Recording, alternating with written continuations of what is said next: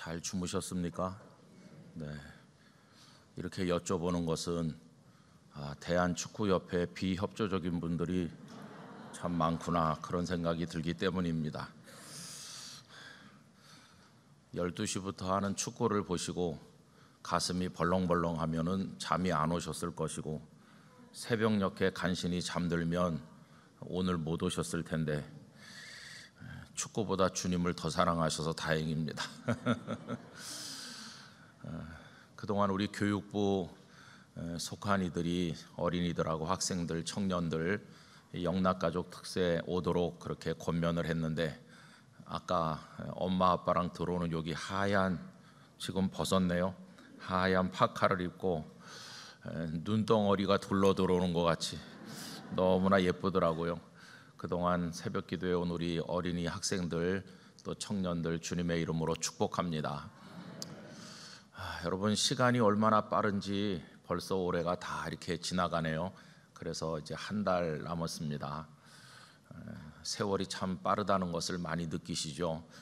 아까 목사님 기도한 대로 남아있는 시간 우리 허비하지 말고 무가치한 일에 마음 빼앗기지 말고 하나님 앞에 더 진지하게 살아가기를 간절히 원합니다.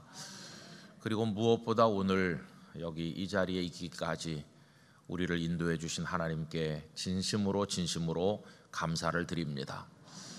북한이 미사일을 아이들 장난하듯 계속 쏘아 올리고 비행기를 100대 200대 동원해서 우리를 위협하는 와중에서도 하나님께서는 우리나라를 지키셨고 우리나라 내부의 그런 갈등과 아픔이 많았지만 또 대통령이 바뀌고 새 정부가 들어서는 전환기에 혼란도 아직도 계속되고 있지만 여기까지 인도해 주신 하나님께 감사를 드립니다.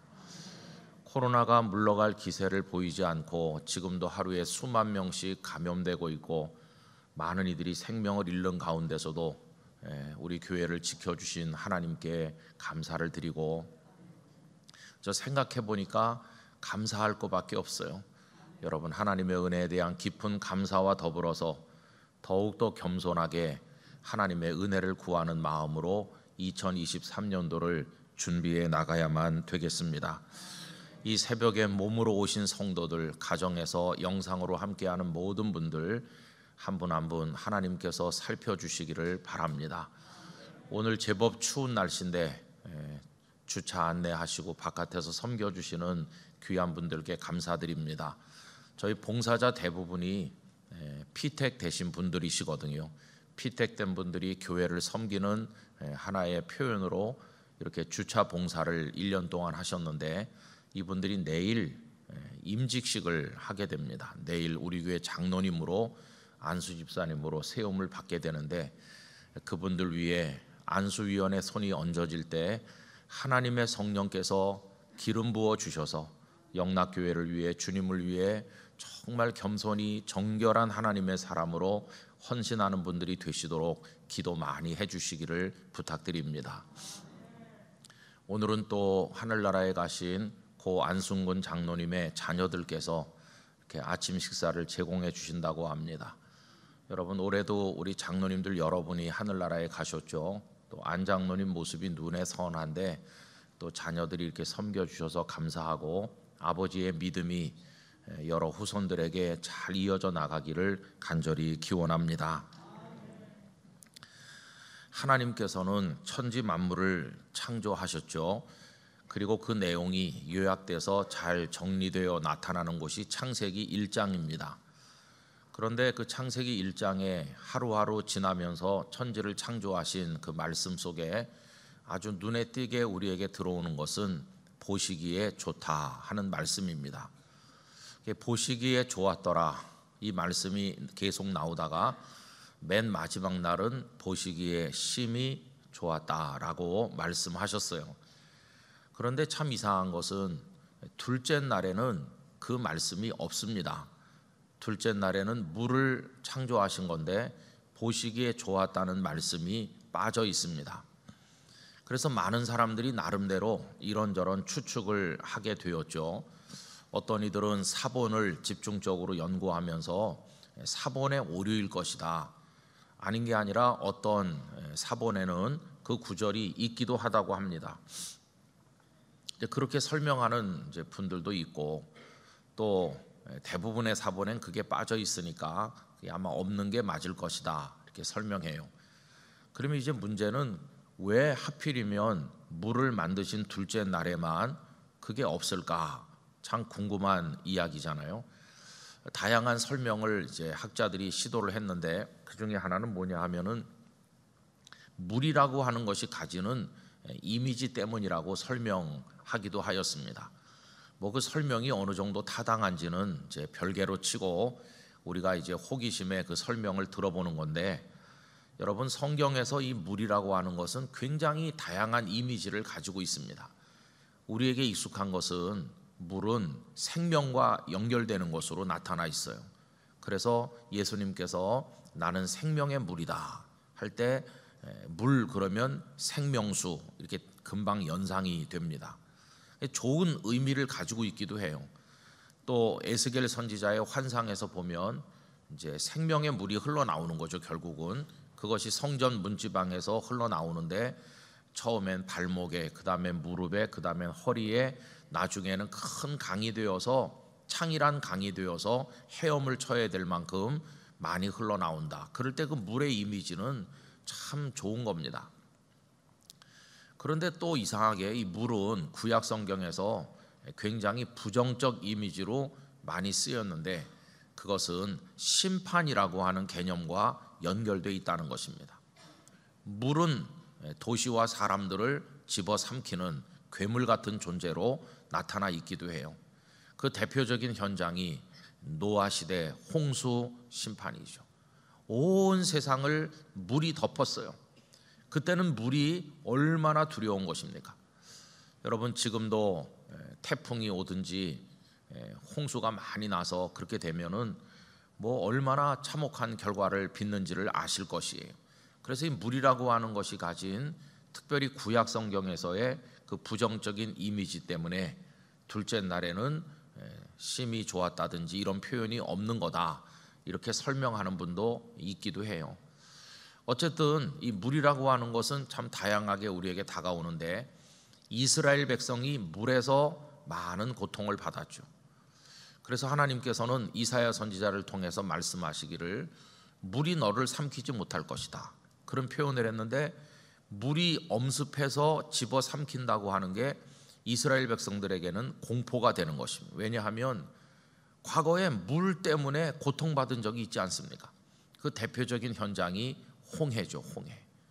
홍해 앞에 섰을 때 그 홍해는 조그만 강이 아닙니다. 그건 큰 바다입니다. 바다. 저 끝이 보이지 않는, 거기 섰을 때, 그리고 좌우에는 막막한 사막이고 뒤에서는 병거 600성을 앞세운 애굽의 전 군대가 추격해 오고 있을 때, 문자 그대로 도관에 든 쥐처럼 그들에게 살아날 희망 제로일 때 그들 앞에 펼쳐져 있는 홍해는 얼마나 공포였을까요? 죽음의 바다죠. 그런데 그 홍해가 성경에서는 죽음의 바다로 남아있지 아니하고 하나님의 기적의 현장으로 남아있습니다.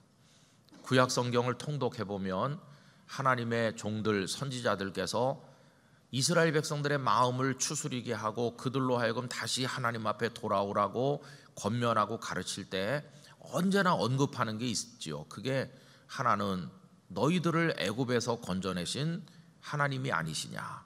출애굽의 하나님이 구약 성경 전체를 통해서 강조되고 있습니다. 출애굽시키신 하나님, 그와 함께 언제나 함께 언급되는 것은 뭐냐 하면 홍해에서 구원하신 하나님이시죠. 홍해를 마른 땅처럼 건너게 하신 구원의 하나님.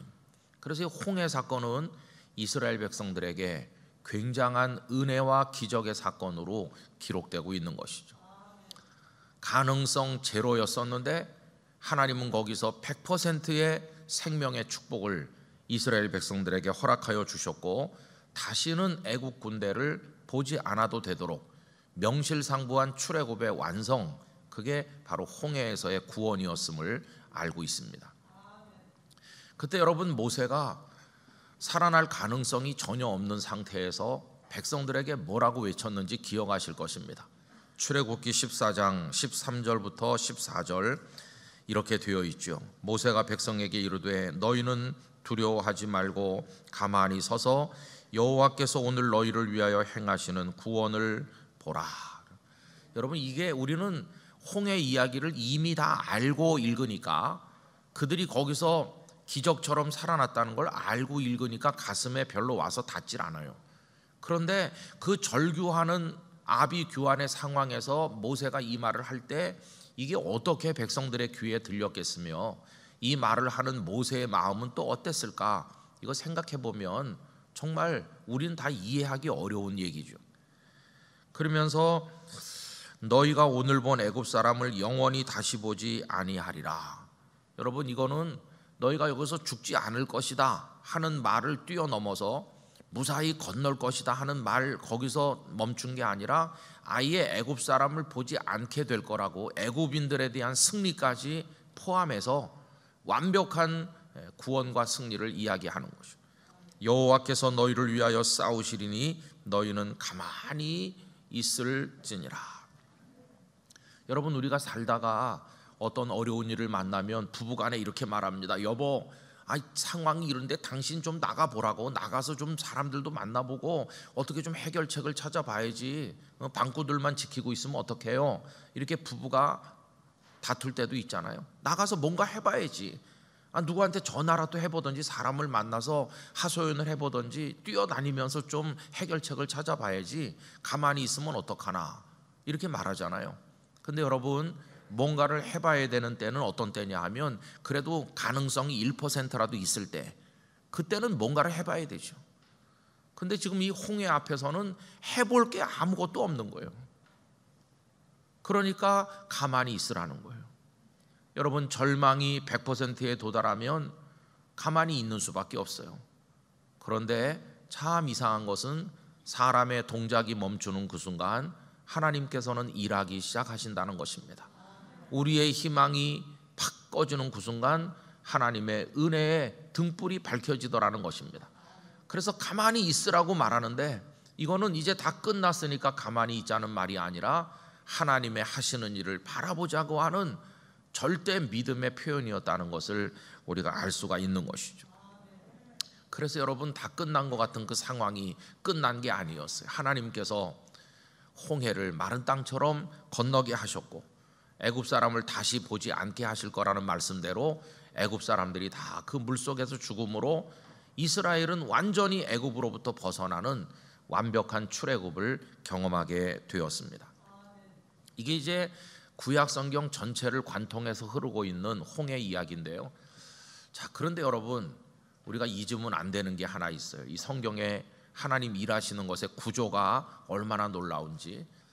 지금 거기 있는 사람 중에서 하나님께서는 물에서 구원받는 선행학습을 이미 한 사람에게 40년 전에, 80년 전에 시키신 거죠. 여러분, 80년 전에 물에서 구원받는 경험을 먼저 한 사람이 누굽니까? 모세죠, 모세. 그 다음에 이제 오늘 본문으로 이게 연결되는 거죠. 오늘 본문은 모세가 나일강에 던져졌는데 하나님께서는 그를 물에서 건져서 살려낸, 물은 우리를 죽이려고 다가오지만 하나님께서는 물에서 우리를 건져내신다. 이거를 모세는 80년 전에 이미 경험했다는 것을 알 수 있습니다. 그런데 여러분, 오늘 이 출애굽기 2장의 이야기에서 아주 두드러지는 것은 그 절망 상황에 있었지만은 절망에 빠지지 아니하고 아주 가느다랗지만 희망의 끈을 이어가는 사람들이 등장한다는 겁니다. 그분들이 누구시냐 하면 모세의 아버지 어머니 아므람과 요게벳, 그리고 모세의 누이인 미리암이죠. 이들이 어떻게 희망의 끈을 이어나갔는가 하는 게 오늘 본문의 내용입니다. 바로 왕의 지엄한 명령이 온 나라에 선포됐어요. 아기를 낳으면 다 나일강에 던지라는 겁니다. 이미 나일강에는 아이들의 죽음과 그 부모들의 피 맺힌 통곡 소리가 그냥 다 천지를 뒤덮고 있었을 거예요. 저 상류에서 버린 아이, 하류에서 버린 아이, 하여튼 히브리 노예들이 흩어져 사는 곳곳마다 그 고센이 가까운 곳은 말할 것도 없고 그 갓난아기들의 처참한 죽음이 떠내려오고 갈대숲 사이에 그냥 걸려 있었을 거예요. 얼마나 비극적인 것입니까? 그리고 부모들은 가슴을 치면서 하나님을 원망하고 자신들의 처지를 탓하고, 이거 상상해 보면 정말 뭐라고 말할 수가 없어요. 차라리 내가 물에 빠져 죽는 게 낫지 어떻게 그 아기를 부모 자기 손으로 물에다 던지겠습니까? 그런 상황에 모세가 태어난 거죠. 그런데 이들은 어떻게 희망의 끈을 이어나갔습니까? 우선 아기를 바로 버리지 않았어요. 바로 버리지 않고 어떻게 했나요? 우선 숨겨 키우는 겁니다. 여러분, 오늘 말씀에 보면 이렇게 돼 있어요. 2절, 그 여자가 임신하여 아들을 낳으니 그가 잘생긴 것을 보고 석 달 동안 그를 숨겼으나. 근데 여러분, 꼭 삐딱하게 성경을 읽는 사람이 있더라고요. 뭐라고 읽냐 하면은 그 잘생겼기 때문에 숨긴 거라고. 못생겼으면 바로 버렸을 텐데 잘생기고 봐야 돼. 성경을 참 이상하게 읽는 사람들이 있어요. 이 잘생겼다는 게 이렇게 이목구비가 반듯하다 그런 얘기가 아니에요. 갓난에 나누면 막 퉁퉁 불어가지고 뭐 이 얘기가 그 얘기고 그렇지 뭐 잘생긴 게 뭐 있겠습니까? 이게 히브리 원문에는 외모가 예쁘다 그런 뜻이 아니고요. 토부예요, 토부. 아까 그 창세기 1장에서 보시기에 좋았더라 할 때 그게 토부거든요, 토부. 여기도 잘생겼다고 번역을 했지만 어느 부모가 자기 자식을 보고 아, 참 좋다 이렇게 안 느낄 부모가 어디 있어요? 어떤 부모는 아기가 태어나면 막 너무 기뻐서 울기도 하고 그러는데, 모든 아기를 보는 부모의 마음이 다 기쁘고 감사하고 사랑스럽죠. 그러니까 이거는 무슨 잘생겼기 때문에 숨겼다 이렇게 이해하시면 안 되고, 석 달을 숨겼어요. 석 달을 숨긴다는 그 말 속에 포기하지 않고 마지막 순간까지 해보겠다는 그 부모의 의지가 나와 있는 거예요. 희망을 버리지 않았어요. 하루라도 더 연장해보자, 하루라도 더 숨겨보자. 아마 어떤 사람들은 와서 말했을지 몰라요. 이봐 요게벳, 우리 집에서도 애기 울음소리가 들리는데 이러다가 크게 경을 치겠어. 요 뒷집에 아무개도 버렸다는데 어떡하겠니? 버려. 그냥 그리고 마음을 접어. 이렇게 말하는 사람이 있었을지도 몰라요.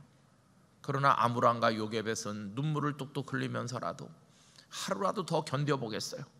1시간이라도 더 내 품에 안고 있겠어요. 그러면서 그걸 포기하지 않는 거죠. 그러다가 이제 견딜 수 있는 한계치에 도달하니까 이제 어차피 강에 데려가야 되는데 그들은 다른 부모처럼 갖다 버리지 않았어요. 또 희망의 끈을 어떻게 이어가냐 하면은 내 품에서 잊진 못하지만 강에 떠 있는 상태라도 생명이 부지되도록 하면서 그 다음을 기약하는 거죠. 갈대 상자를 만들고 거기 물이 스며들지 않도록 해가지고 아기를 거기다 눕힐 때 그 어머니의 마음이 어땠겠어요, 그죠? 때가 되면 젖도 물려야 되는데 이게 여기다 이렇게 해가지고 띄어서 떠내려가면 어떻게 되나? 그 뭐 말할 수가 없는 거죠. 이 어머니의 마음을 담은 찬양이 있어서 우리 봉헌송으로 부르는 거 제가 들은 적이 있습니다.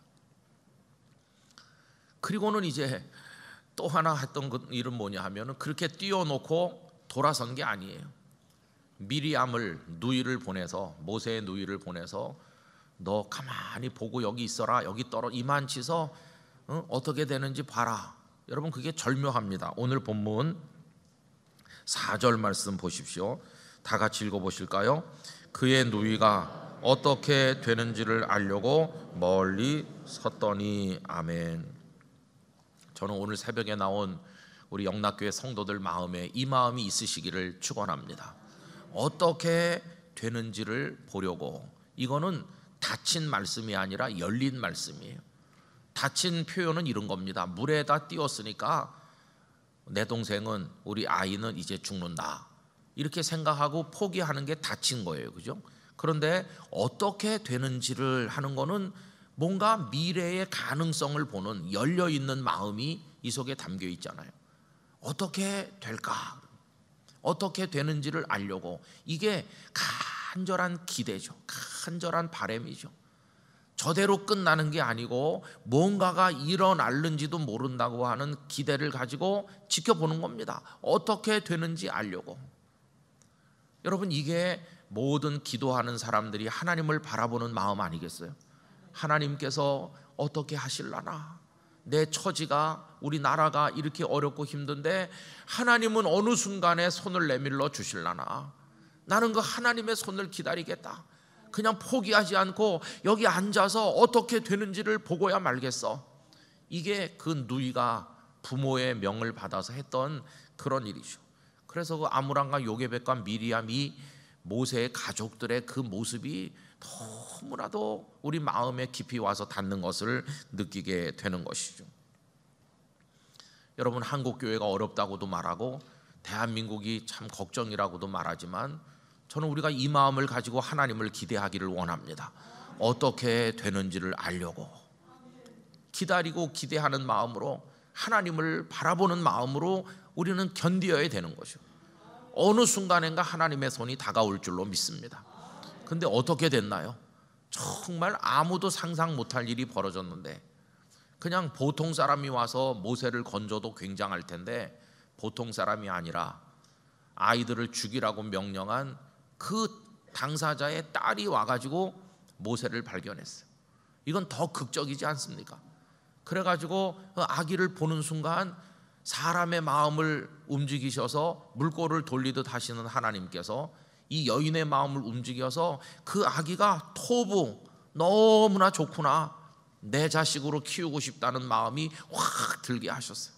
사람의 마음을 움직이시는 하나님께서 공주의 마음을 사로잡으신 것이에요. 사랑으로 꽉 채우셨어요. 그리고는 어떻게 됐는지 여러분 아시죠?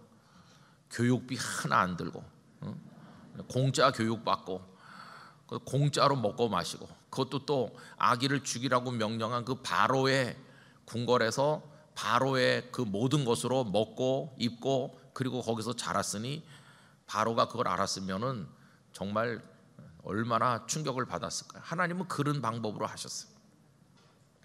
그리고 그뿐이 아니었죠. 어머니의 체온을 계속해서 느끼게 하셨어요. 그 강물 위에 떠서 그렇게 불안정한 곳에서 거기 머물게 하지 않으시고, 아주 뻣뻣한 낯선 유모의 품에 있게 하지 않으시고, 석 달 동안 느꼈던 그 어머니의 품, 그 어머니의 따뜻한 체온, 익숙한 그 품에서 모세가 자라게 하셨어요. 여러분, 이 절묘한 방식은 하나님만이 하실 수 있는 일이었어요. 어떻게 되는지 하고 지켜보는 그 마음에 하나님은 이렇게 절묘하게 응답하신 것을 보게 되질 않습니까? 그래서 그는 그 이름이 모세가 된 것입니다. 여러분, 모세의 이름의 뜻이 뭔지 아시죠? 물에서 건짐 받았다는 뜻이에요. 물. 아까 우리가 물 얘기를 했어요.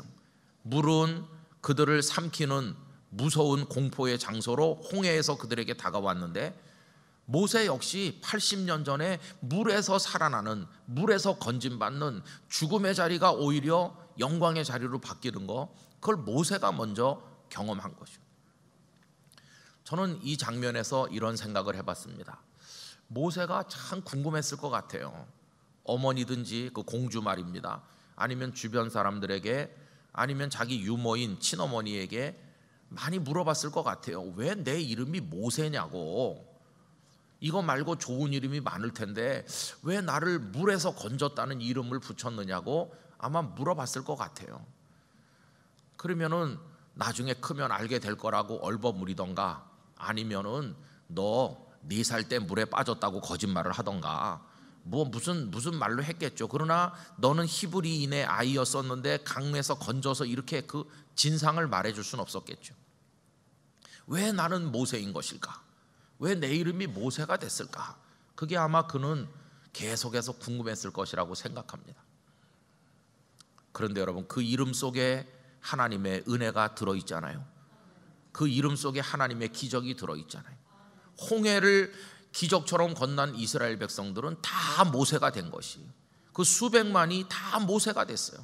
죽어야 될 물에서 다 살아나왔으니까 하나님은 모세 한 사람을 물에서 건지는 은혜를 베푸신 것으로 끝난 게 아니라 80년 후에는 수백만의 아브라함의 후손을 전부 다 모세가 되게 하는 축복을 내려주신 것이, 모세는 그 사실을 하여튼 언젠가는 알게 된 게 틀림없죠.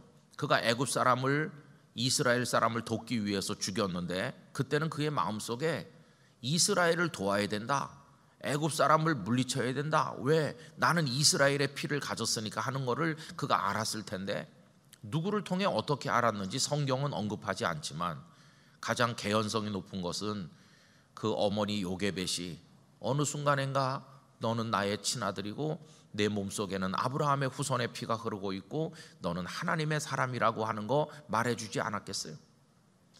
그는 그래서 하나님에 대한 자각이 생기고 하나님이란 분이 계시구나, 그리고 우리가 이 땅에서 노예로 사는 배경에는 어떤 하나님의 이해할 수 없는 계획과 섭리가 있는 것이구나, 그리고 그 무수한 백성 중에 나 하나가 태어났는데 하나님은 나를 물에서 건지셨구나, 죽음의 자리에서 건지신 하나님이시라면 이 홍해에서도 우리 백성들을 건져내실 줄로 믿습니다. 너희는 가만히 서서 오늘날 너희를 위해서 행하시는 하나님의 구원을 보라, 이렇게 말할 때 모세는 그 모든 체험이 밑받침이 되어서 백성들을 위로했을 거라는 걸 짐작할 수 있는 것이죠. 여러분, 이게 바로 하나님께서 희망 없는 자리에서 행하신 놀라운 이적이었어요.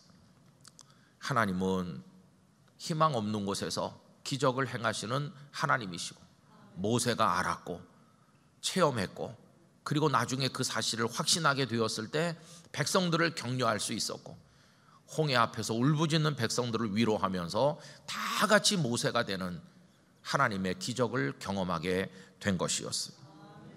여러분, 저는 우리 현실을 분석하면서 절망하지 않길 원합니다.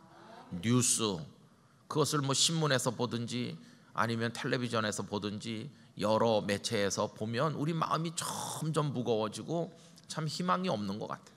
우리를 불편하게 하는 게 너무나 많아요. 부산에 설교할 일이 있어서 갔다가 이제 어제 아침에 올라오는데 기차표를 예약했는데 철도 파업한다고 딱 고개 하나 없어졌다는 거예요. 그래갖고 또 다른 걸로 이렇게 바꿔가지고 이렇게 오게 되는 불편이 우리에게 있는 거죠. 또 화물연대도 파업하니까 또 주유소에 뭐 기름이 없는 데도 생긴다고 그러고 우리 세상에는 걱정할 게 너무 많아요. 나 개인을 봐도 가정을 봐도 자녀를 봐도 한국 교회를 봐도 참 어두운 소식이 너무 많아요. 여러분, 이때 우리가 나누어야 될 메시지는 뭘까요? 희망을 이어가는 사람이 되라고 하시는 하나님의 음성인 줄로 믿습니다. 이 시대에 아므람이 되고 요게벳이 되고 그 미리암이 돼서 갈대 상자를 만들고 어떻게 되는지 지켜보는 하나님을 향한 기대를 버리면 절대로 안 된다. 그걸 하나님께서 이 12월 달을 맞이한 우리들에게 주시는 말씀인 줄로 믿습니다. 새로운 달력이 조만간 우리에게 주어져서 우리가 다 또 이렇게 새 달력을 붙일 텐데 숫자가 달라져서 2022가 2023이 된다고 달라질 상황은 아무것도 없을 것입니다. 김정은은 여전히 전쟁 노름을 할 것이고 여전히 나라는 어렵고 세계 경제는 힘들고 암울한 전망들이 너무나 많죠. 그러나 여러분, 우리가 이럴수록 마음을 다져야 되는 것은 어떻게 되는지를 바라보고자 하는 마음으로 하나님을 의지하는 것입니다. 우리 영락교회 성도 여러분이 희망을 이어가시게 되기를 기원합니다. 희망을 이어간다는 건 결국 믿음으로 살겠다고 하는 다짐을 가지는 것입니다. 나는 절대로 포기하지 않겠어요. 하나님을 향한 믿음을 버리지 않겠습니다. 하나님께서 역사하실 줄 믿습니다. 바로 그거죠. 하나님께서 오늘 새벽에 제가 이 말씀을 드리는 걸 다 아셨기 때문에 어젯밤에 설교 예화를 만들어 주셨잖아요. 밤 12시 카타르에서 우리나라가 16강에 올라갈 가능성은 뭐 홍해를 건너는 것보다는 쉽겠지만 가능성이 거의 없었어요. 거기다 감독도 뭐 쫓겨나가지고 벤치에 못 앉고 관중석에 있어야 되고 희망이 별로 없었어요. 거기다 시작하자마자 한 골 먼저 먹었잖아요. 이기면서 시작해도 힘든데 먼저 한 골 먹고 시작하니까 그때 아마 다 채널 끄고 TV 끄고 가서 누우신 분들이 많을 거예요. 어이구, 믿음이 없는 분들은 다 그렇게 하는 거예요. 근데 끝까지 버티는 사람들, 그것도 후반전 한 20분에 가서 자야 되겠다, 그런 분들도 있을 거예요. 근데 참 이게 너무나 극적이에요, 그죠? 그것도 또 후반전 추가 시간까지 그렇게 끌다가 간이 다 녹아서 거의 없어질 그때쯤 돼가지고 야, 어떻게 그렇게 됐을까. 그리고 또 우루과이가 그렇게 잘하는데 가나 골키퍼가 그냥 거의 기적같이 막아내가지고 그 우루과이가 한 골만 더 넣으면 우리는 탈락한다는데, 와, 정말 이게 모든 게 맞춰보면은 거의 준홍해의 기적이 어젯밤에 일어난 거예요. 아니, 목사님 어떻게 그렇게 잘하세요? 저는 안 봤어요. 여기 새벽에 나와야 되기 때문에. 그거 보다가 오늘 특세 제가 못 나오면 목사님 오늘 왜 안 오셨나 곤란하잖아요. 새벽에 깨가지고 오늘 날씨가 어떤가 날씨를 보려고 이렇게 하니까 그냥 화면에 16강 진출이라고 나오는 거예요. 야, 내가 자는 중에도 하나님은 기적을 일으키시는구나. 근데 여러분 참 그래요. 우리가 하나님을 생각할 때 하나님 그러면서 눈물이 쏙 빠지도록 감격하는 순간은 바로 이런 걸 경험할 때예요. 그죠? 그러려면은 희망을 버리면 안 됩니다. 아무리 어렵고 힘들어도. 저는 이 말씀을 2주간에 내내 생각하고 이렇게 하면서 이걸 가장 드라마틱하게 경험하는 때는 언제일까? 그게 지나간 게 아니라 이제 앞으로 남아 있어요. 그때가 언제일까요? 의사 선생님이 우리에게 이제는 할 수 있는 거 다 해서 희망이 없네요. 그렇게 말할 때 우린 죽음의 홍해 앞에 서는 거죠. 이제는 의학적으로 아무 방법이 없다고 할 때, 그때를 생각하면 다 눈물 나요. 그죠? 우리 인생이 참 그렇게 너무 허망하잖아요. 그러나 그때도 우리는 희망을 버리면 안 됩니다. 그때야말로 인생 최고의 기적을 경험하는 순간이에요. 우리 주님께서 영원한 생명의 가나안으로 인도하는 때니까요. 그래서 우리는 살아있는 동안에도 마지막 그 순간에도 절대로 포기하면 안 돼요. 하나님은 소망의 하나님이시고 그 소망은 막연하고 추상적인 것이 아니라 손 내밀어 구체적으로 우리 속에 역사하시는 살아계신 하나님의 놀라운 역사라는 것을 우리가 잊어서는 안 될 줄로 믿습니다. 여러분, 성경은 그런 이야기로 가득 차 있는 거죠. 풀무불 앞에 서서 하나님을 향한 믿음을 버리지 않았던 그 세 친구가 평소보다 7배나 뜨거운 풀무불에서 살아나온 이야기, 사자굴에서 구원받은 다니엘의 이야기, 돌아가셔서 무덤 속에 갇혔지만 돌문을 굴려내시고 부활하신 예수님의 놀라운 이야기. 뭐 그렇게 내려가다가 우리나라의 이야기로 오면 대구 이남에 조금만 남았고 희망 없었던 이 나라를 극적으로 유엔군이 파병되게 해주시고 인천 상륙작전을 성공하고 전 세계에서 두 번째로 가난하던 그 나라를 하나님은 선진국 대열에 들어서게 하시고 투표에 의해서 대통령이 바뀌는 민주화도 경험하게 하시고 짧은 선교 역사에 세계가 놀라는 교회 부흥도 경험하게 하시고 많은 문제가 있지만 아직도 우리 속에는 주님 앞에 무릎 꿇는 성도들이 많이 있도록 도와주시고 그 이야기가 더 좁혀져 가지고 영락교회에 오면 그 전쟁의 비극을 겪는 동안에도 한경직 목사님을 먼저 몇 년 앞에 보내셔서 45년도 12월에 우리 교회를 세우게 하셔서 내일은 우리 영락교회 창립 기념 주일이기도 하잖아요.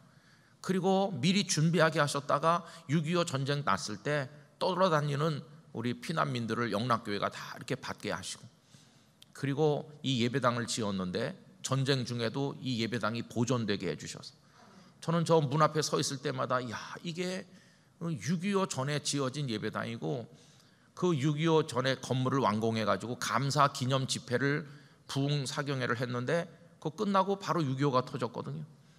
그 와중에서도 이걸 지키신 것은 내가 지켜줄 테니 너희도 나를 향한 믿음을 지켜서 주님 오시는 그날까지 복음의 사명 감당하라고 하시는구나, 그런 생각이 드는 거예요. 여러분, 이 교회를 사랑해야 됩니다. 이 교회를 지키신 하나님의 그 은혜에 우리가 보답해야 되는 거죠. 내일 더 교회를 사랑하는 마음을 가지고 하나님 앞에 나와서 예배할 수 있기를 바랍니다. 그러면서 새롭게 세워지는 일꾼들을 축복하면서 이 어려운 때지만 영락교회가 사명을 감당해야 되겠다, 그런 다짐을 하시기를 바랍니다. 그리고 또 이 얘기를 우리 각자에게 적용하면 저 같은 사람은 희망 없는 병을 앓을 때 하나님께서 살려주셨구나, 이런 거 많이 경험했어요. 여러분, 앞으로도 우리 희망의 끈을 놓지 않길 원합니다. 기도하길 원합니다. 하나님을 바라보길 원합니다. 그래서 많은 하나님의 역사의 간증거리들을 우리가 소유하기를 원하고, 그게 교회적으로도 나타나고 개인적으로도 나타나고 국가적으로도 경험하게 되기를 간절히 원하는 것입니다. 12월은 이제 곧 가겠지만 다가오는 새해를 이런 믿음으로 맞이하는 영락의 성도들이 되시기를 축원합니다. 기도하겠습니다. 아버지 하나님, 도와주셔서 감사합니다. 살려주셔서 감사하고 인도해 주셔서 감사합니다. 우리 마음에 눈물이 흐르고 우리 눈에 감사의 눈물이 흐릅니다. 앞으로도 은혜에 감사하는 그런 성도로 살 줄로 믿습니다. 2023년도가 어둡게 다가옵니다. 희망찬 새해가 아니라 걱정으로 가득한 새해로 우리 앞에 다가오고 있습니다. 그러나 영락교회 성도들로 하여금 희망의 끈을 놓지 않게 하여 주옵소서. 석 달을 숨겨 키울 의지를 가지게 하시고 갈대상자를 만들게 하시고 어떻게 되는지, 하나님께서 어떻게 하실는지를 믿음으로 지켜보는 그런 마음을 우리 모두에게 허락하여 주시옵소서. 하나님은 보고만 계시지 않을 줄로 믿습니다. 손 내밀어 일하시고 역사하시고 승리하실 줄 믿습니다. 하나님 안에 승리를 우리 모두에게 허락하여 주시옵소서. 아버지 하나님, 우리 각자가 포기하지 않게 하여 주시고, 한 사람 모세를 모세되게 하신 하나님, 홍해에서는 수백만을 다 모세가 되도록 물에서 건지셨는데 우리도 그런 하나님의 역사를 경험하게 하여 주시옵소서. 이 새벽에 나온 성도들을 축복합니다.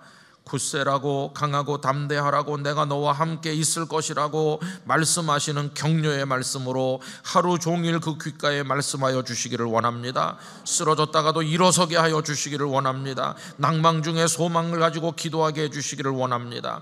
닫혀있는 문이 열리게 하여 주시고 막혔던 물고가 트이게 하여 주시옵시고, 실타래 얽히듯 얽힌 문제들이 풀려나는 축복을 경험하게 하여 주시옵소서.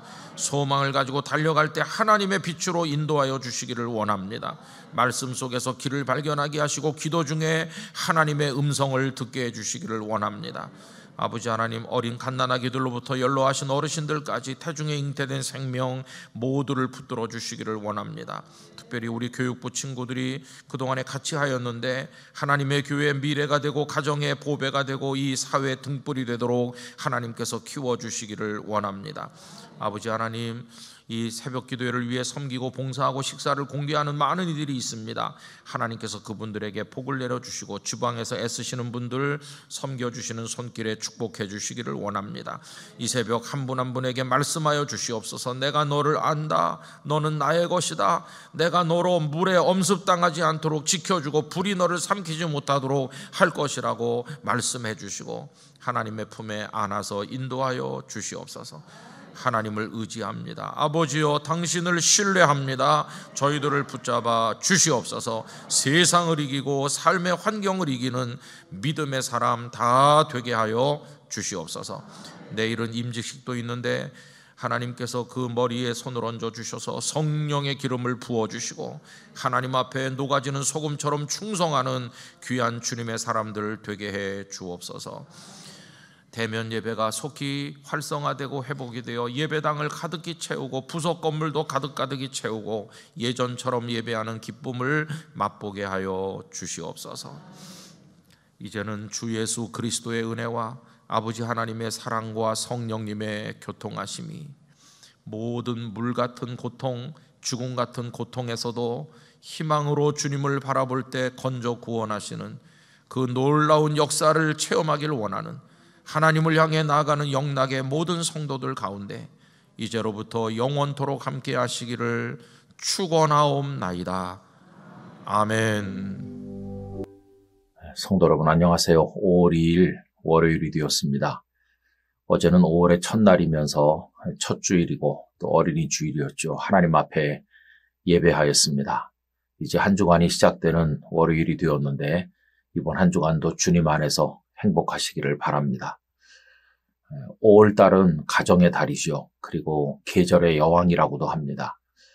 특별히 어제는 어린이 주일을 지나면서 이번 주간 우리가 오이코스에서 생각할 주제는 어린이입니다.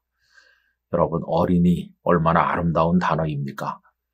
그런데 요즘에 우리나라는 큰 걱정이죠. 자칫 어린이가 없는 나라가 될까 하는 염려를 모두가 다 하고 있습니다. 생육하고 번성하라는 것은 하나님께서 사람을 만드신 이후에 제일 먼저 주신 말씀이었는데 성도들조차도 그 말씀을 마음에 깊이 새기지 않는 게 아닌가 이런 염려를 할 때가 있습니다. 여러분, 이 주간에 우리 가정의 자녀들을 생각하면서 이 어린이라는 주제를 함께 나눌 때 은혜를 주시기를 바라고 성도님들 가정의 자녀들에게 하나님의 축복을 내려주시기를 원합니다. 이번 주간에는 성경의 인물 6사람을 선택을 했고 그들의 어린 시절 그들이 어떻게 하나님께 부름받고 또 하나님 안에서 성장했는가 하는 것을 생각을 하고자 합니다. 이제 오늘은 그 첫 순서로 모세에 대해서 생각해 보고자 하는데요. 모세는 물에서 건짐받은 사람이죠. 여러분, 모세 이야기는 너무나도 잘 아십니다.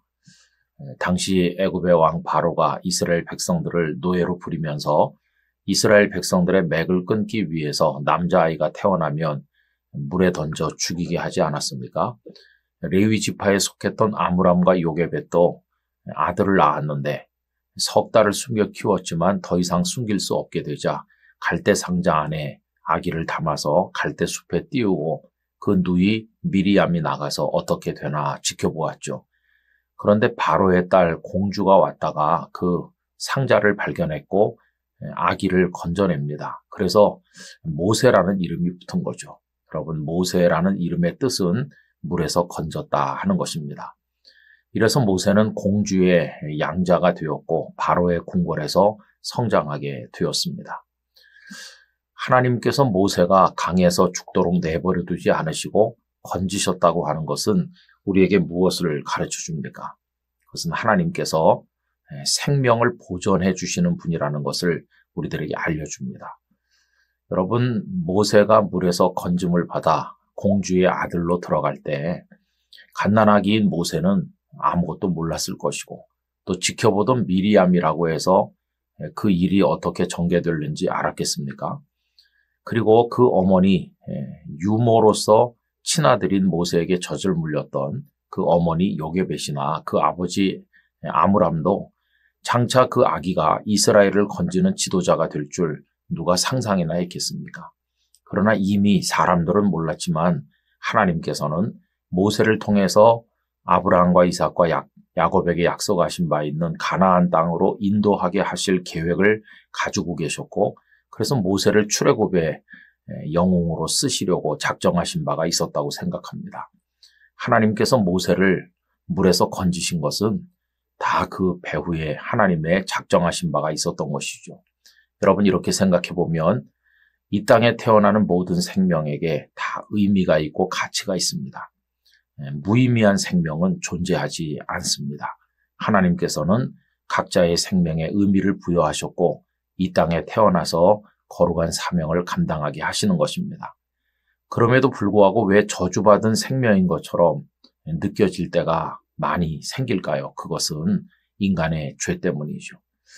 우리가 이 땅에 살아가는 동안 반드시 잊어서는 안 될 것은 하나님께서 우리 각자의 생명에 어떤 의미를 주시는가 하는 것을 연구하고 기도하는 것입니다. 특별히 우리 자녀들을 볼 때 하나님께서 그들을 세상에 보내셨을 때는 그들을 통해서 이루고자 하시는 바 하나님의 뜻이 있는 것이죠.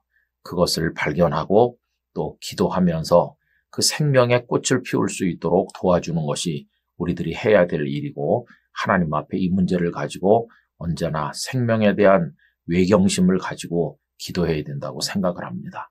우리 자녀들에게 깃들어 있는 생명이 하나님의 뜻대로 꽃 피어나기를 간절히 기원하고 또 어려울 때마다 모세를 건지신 하나님께서 우리들의 자녀를 건져주시기를 진심으로 기원합니다. 아버지 하나님, 5월 한 주간의 삶이 시작되는 월요일이 되었습니다. 한 달 동안 성도들의 삶에 복을 내려주시고 평강 가운데 인도하여 주옵소서. 모세를 물에서 건지신 것은 그를 통해 이루시고자 하시는 바 하나님의 뜻이 있었기 때문입니다. 아버지 하나님, 저희들도 건져주셨고 인도하시는데 저희들의 생명에, 우리 자녀들의 생명에 깃들어 있는 하나님의 뜻을 깨닫게 하시고 기도하며 하나님의 뜻에 순종하는 인생을 살게 하여 주시옵소서. 예수님의 이름으로 기도드리옵나이다. 아멘. 여러분 안녕하십니까? 6월 31일 주일이 되었습니다. 하나님의 은혜로 2024년도 6달을 살았습니다. 오늘이 상반기의 마지막 날이고 내일부터는 이제 하반기 첫날 7월 1일을 맞이하게 될 것입니다. 지나간 시간에 대해서 하나님께 감사하고 또 다가오는 6달을 힘있게 기도하면서 말씀과 함께 걸어가기를 원합니다. 오이쿠스 말씀 읽기 열심히 따라서 해주시고요. 또 말씀 산책도 같이 간식처럼 곁들이시면서 행복한 신앙생활 하시기를 바랍니다. 우리가 지금 출애굽기로 넘어왔는데 오늘은 출애굽기 2장 10절 말씀을 읽겠습니다. 그 아기가 자라매 바로의 딸에게로 데려가니 그가 그의 아들이 되니라. 그가 그의 이름을 모세라 하여 이르되 이는 내가 그를 물에서 건져내었음이라 하였더라. 아멘. 고등학교 1학년 때 담임 선생님은 수학 선생님이셨습니다. 제게 큰 관심을 가지셨고 많은 사랑을 베푸셨죠. 2학년이 되면서 선생님이 바뀌었습니다. 그래도 선생님은 제게 계속해서 관심을 가지셨어요. 제가 고등학교 2학년 때 성적이 많이 떨어진 것을 안타깝게 생각하셨습니다. 가끔 교무실로 불러서 너 왜 이 모양이야 이렇게 꾸중도 하셨죠. 그때 교회를 열심히 다녀서 성적이 떨어졌다고 말하는 건 좀 부끄러운 일이고 제 주변에 공부하지 않는 아이들이 많이 몰려서 그 아이들과 휩쓸리다 보니까 성적이 많이 떨어졌다고 하는 것이 옳은 말일 것입니다. 한 번은 선생님께서 교무실로 오라고 하더니 내가 너 수학은 좀 지도해 줘야 되겠다 이렇게 하시면서 방과 후에 저를 조금씩 지도해 주셨는데 선생님은 이거 동경대학에 출제됐던 문제야 그러면서 아주 어려운 문제를 하나 주시는 거였습니다. 씨름해봐, 집에 가서 풀어봐 이렇게 하시면서 문제를 하나씩 주셨는데 얼마나 문제가 어려운지 참 풀기가 어렵더라고요. 제가 여러 날 두고 씨름을 하는데 선생님은 이렇게 말씀하셨습니다. 쉬운 문제 100개 푸는 것보다 어려운 거 1개 푸는 게 훨씬 실력이 는다. 그 하나 붙들고 씨름을 하다 보면 원리를 깨닫게 되고 원리를 깨달아야 그게 네 지식이 되는 거다. 이렇게 말씀하셨어요. 저는 선생님이 주신 그 어려운 문제들을 붙들고 여러 날씩 씨름을 하면서 수학의 원리를 조금씩 배우게 되었습니다. 여러분 선생님의 가르침은 단지 수학을 가르친 것이 아니라 인생을 살아가는데 아주 필요한 교훈이 되었습니다. 쉽게 얻은 것은 내 지식이 아니고 어렵게 씨름을 하면서 노력해서 얻은 것은 원리를 깨닫기 때문에 내 지식이 된다 하는 것을 알게 된 거죠. 여러분 모세는 바로의 딸 공주의 아들로 성장했습니다. 모세라는 이름을 지어준 사람도 바로 그 공주였죠. 근데 그 이름의 뜻이 뭡니까? 물에서 건졌다는 거예요. 근데 이거 정말 이상한 이름입니다. 여러분 아기를 물에서 건지는 어머니가 있나요? 없습니다. 모든 어머니들은 아기를 잉태해서 10달 동안 품고 많은 수고를 하다가 마지막에 해산의 고통을 통해서 아기를 얻는 거 아닙니까? 근데 물에서 건지다니 이거는 말이 안 되는 거죠. 그 공주는 해산의 고통을 모릅니다. 그냥 쉽게 물에서 건져서 아들을 삼았어요. 그러니까 그 아기는 공주의 아기가 아닌 거죠. 여러분 아기는 건지는 게 아니라 해산의 고통을 통해서 낳는 겁니다. 나중에 어떻게 됐나요? 건져서 키웠던 그 아들은 공주의 아들이 되질 아니하고 애써서 키웠지만 나중에 낳아주신 어머니 요게벳의 품으로 돌아갔고 그리고 이스라엘의 남자가 된 것이죠. 우리가 이제 생각해 보면은 너무 쉽게 살려고 하는 경향이 있어요. 그냥 건져 올리는 방식으로 사는 거죠. 목사님들도 다 갖춰진 교회 가서 별로 하는 일이 없이 목회하면 그게 내 목회가 되기가 어렵습니다. 열악하고 어려운 곳에 가서 땀 흘리면서 애쓰면서 기도하면서 수고하면서 뭔가를 이렇게 해나갈 때 그게 정말 내 목회가 되는 것이고 그 열매가 하나님 앞에 영광이 되는 것이죠. 여러분 너무 쉬운 방법으로 인생을 살려고 하면 안 됩니다. 예수님께서 우리에게 주신 십자가를 지고 힘들더라도 씨름을 하면서 나가야 되는 거죠. 그렇게 할 때 그게 정말 나의 열매가 되고 나중에 하늘나라에서 면류관을 받게 될 것입니다. 좁은 길로 갈 줄도 알고 십자가를 질 줄도 알고 주님의 뒤를 따라가면서 그렇게 열매 맺는 우리 모두가 되기를 간절히 기원합니다. 아버지 하나님, 지나간 6달 동안 저희들의 삶을 지켜주신 것을 감사드립니다. 이제 하반기가 시작되오니 저희의 인생을 인도하여 주시고 하나님께 영광 돌리는 삶으로 살게 해 주옵소서. 건져 올리는 것은 나의 악의가 될 수 없고 해산하여 나가야만 악의가 되는 것을 깨닫습니다. 너무 쉽게 건져 올리듯 살아가는 인생은 거기 열매가 내 열매가 될 수 없음을 깨닫습니다.